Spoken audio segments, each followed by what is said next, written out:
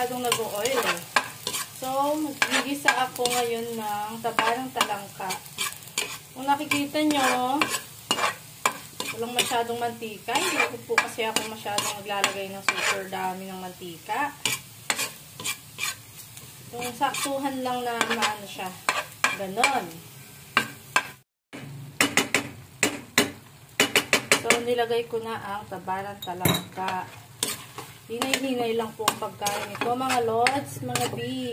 Nakaka-high blood pag naparami. Masarap to pag ano, yung sa mga ito, ganon.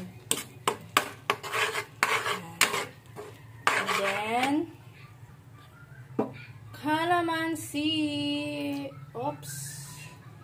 Konti muna.